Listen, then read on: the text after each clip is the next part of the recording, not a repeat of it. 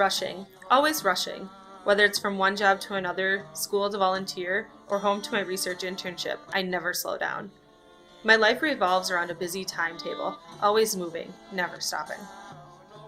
I never slow down to take in the tranquility of a river. I never stop to sit and people watch, or take time off to go home and visit my family. Always claiming there isn't enough time in a day to do the things I want. Even if there was more time, I would probably fill it with something else. Always moving makes me fear to slow down and to take a few moments to do what I want in life. Even my plans have plans, with backup plans, just in case. So what happens when I don't plan? When I stop and decide on a whim to do something different? To take a break from life that never stops?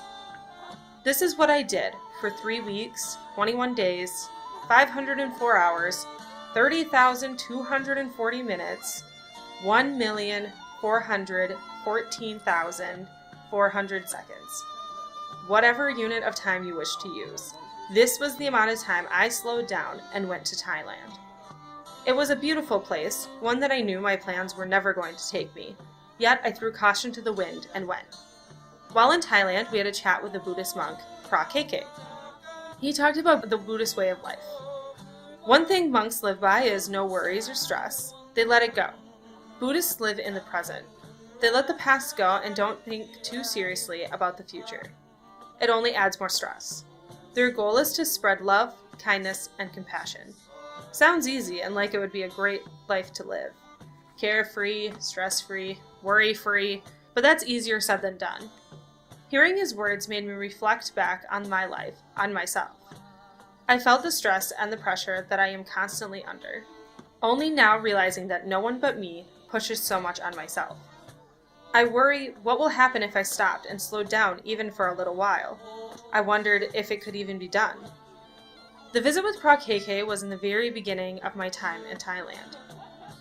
Here, I didn't have the constant pressure to keep moving on to the next thing or constantly checking the time to ensure I wasn't running late. I could relax and enjoy the time I had left in country. One of the places I felt relaxed and engaged was going to the Mekong Child Rights Protection Center.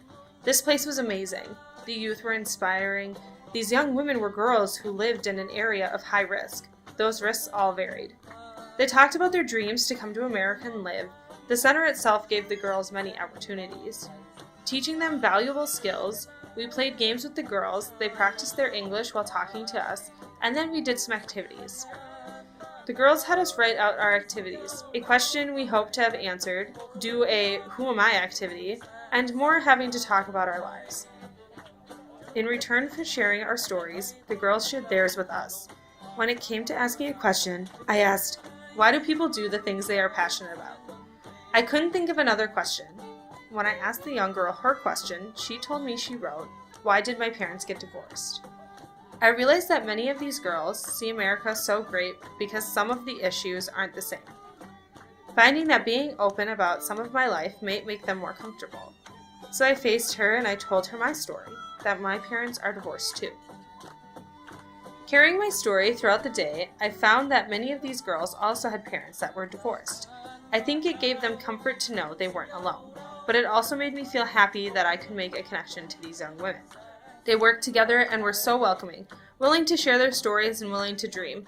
They inspired me to be myself, to share my story and to ask questions. They showed me what it was like when I wasn't caught up in my life, too busy to dream or look in the clouds. But the girls weren't the only ones who inspired me to slow down and let others help. Staying at the Mekong village helped me in my journey to live a slower life and to take pride in myself, in my culture and heritage. My host mom, May Poot, was great. She always made fantastic food and I could see the pride on her face whenever she brought us something to eat. She went with us to give food to the Buddhist monk in the village and was patient with us as we learned what to do. The last day in the village, we met with the chief.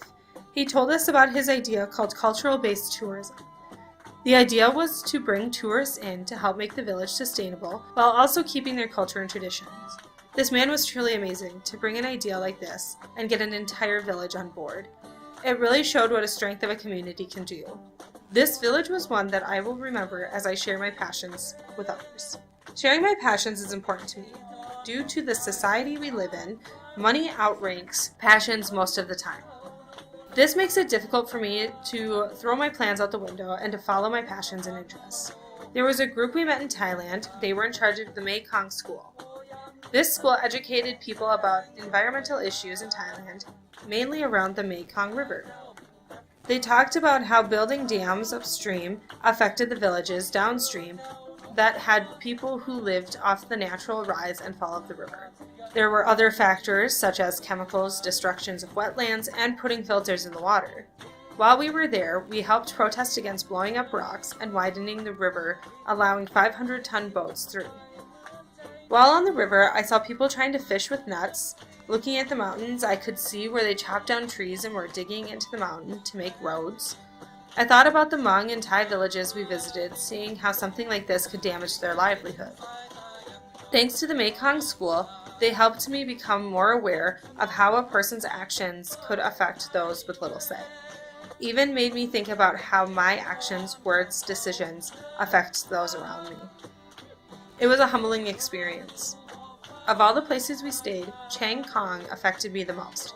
Here I sat on my balcony in the morning drinking coffee and listening to the monk chants, where I walked among the small town visiting the markets, where I went back to the balcony at night listening to the music played from Laos across the river. This is where time slowed for me, where I realized that life wasn't always made to be rushed and busy, where I could take a few minutes to look across the river with just myself and no distractions, where I felt like I understood Pra KK when he said, "No stress, let it go." And that's my plan, not to think about the future or live in the past, to look forward to community and live out my passions, to share my story and find myself. Thailand has helped me to grow. As Pra KK said, we learn something right by being wrong.